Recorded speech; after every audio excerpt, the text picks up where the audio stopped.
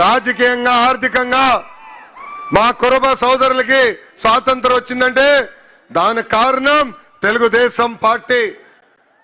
పెద్దలు చెప్పినట్లు రామచంద్రారెడ్డి గారి దగ్గర నుంచి పార్థసారథి గారు కానివ్వండి, సవితమ్మ గారు కానివ్వండి, ఇప్పుడు బస్సుపతి నాగరాజు గారు కానివ్వండి, మంత్రులుగా, టీటీడీ బోర్డు మెంబర్లుగా, ఎంపీగా, జడ్పీ చైర్పర్సన్ గా, మేయర్లుగా, ఇప్పుడు ఏకంగా ఏఎంసీ చైర్పర్సన్ గా తయారు చేసింది తెలుగుదేశం పార్టీ.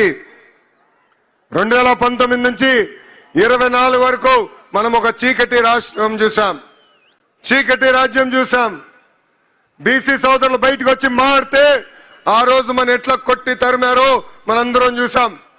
మన బిడ్డల పైన ఏకంగా పెట్రోల్ పోసి తగలబెట్టి చంపిన రోజులు మనందరం చూసాం. అందుకే మా బీసీ సోదరులు ఒక తిరుగుబాటు వచ్చింది. తెలుగుదేశం, జనసేన, భారతీయ జనతా పార్టీని ఎప్పుడు లేని విధంగా 94% సీట్లలో గెలిపించి మమ్మల్ని మీరు ఆశీర్వదించారు. చేయాల్సిన పనులు అనేక ఉన్నాయి. నాకు ఇప్పుడు కూడా బాగా గుర్తు, పాదయాత్రలో మన సంఘ పెద్దలందరినీ కలిసా, వాళ్ళందరితో నేను చర్చించా. ఆనాడే వాళ్ళకు కోరారు కనకదాస్ గారి జయంతిని రాష్ట్ర పండుగగా శాశ్వతంగా నిర్వహిస్తే బాగుంటుందన్నారు. అది చేసి ఈ రోజు మీ ముందల మీ లోకేష్ నిలబడుతున్నాడు. అంతేకాదు బేరప్ప గారి పేరుతో గుడులు కూడా ఏర్పాటు చేయాలని పెద్దలందరూ కోరారు. నేను టీటీడీతో కూడా మాట్లాడాను. తప్పనిసరిగా గుడులన్నీ అవసరం మేరకు కట్టిస్తామని ఈ సభాముఖంగా హామీ ఇస్తున్నాం. పూజారులకి గౌరవ వేతనం కూడా ఇవ్వాలని పెద్దలందరూ నన్ను అడుగుతాం కూడా జరిగింది. ఆ ఫైల్ కూడా సర్క్యులేషన్ లో ఉంది.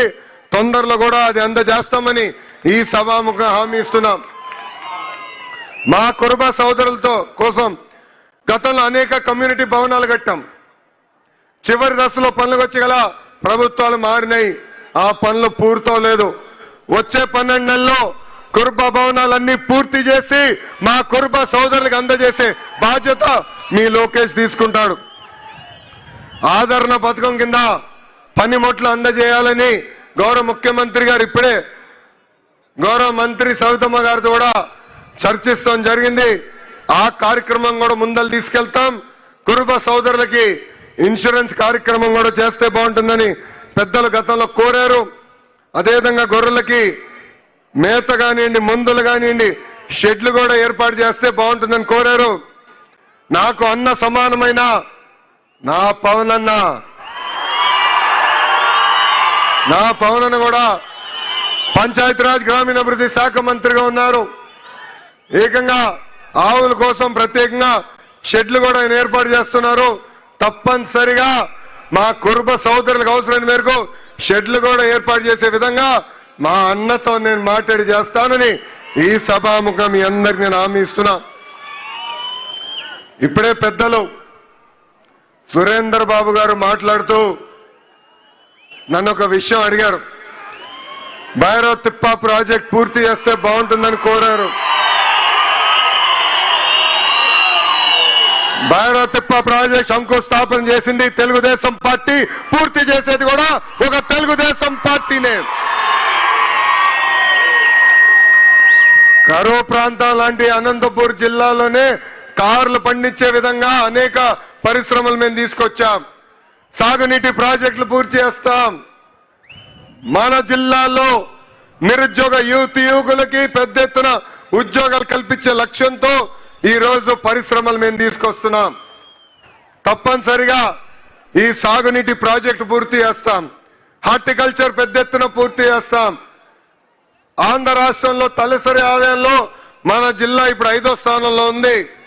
అందరం కష్టపడితే రాబోయే 3.5 సంవత్సరాల్లో 3వ స్థానాన్ని కూడా తీసుకెళ్లే బాధ్యత తెలుగుదేశం పార్టీ తీసుకుంటుందని ఈ సభాముఖం మీకు హామీ ఇస్తున్నాం. దశాబ్దాలుగా మన జిల్లాలో ఒక సంస్థ ఆర్డిటి సంస్థ మనకి అనేక సేవలు అందిస్తున్నారు.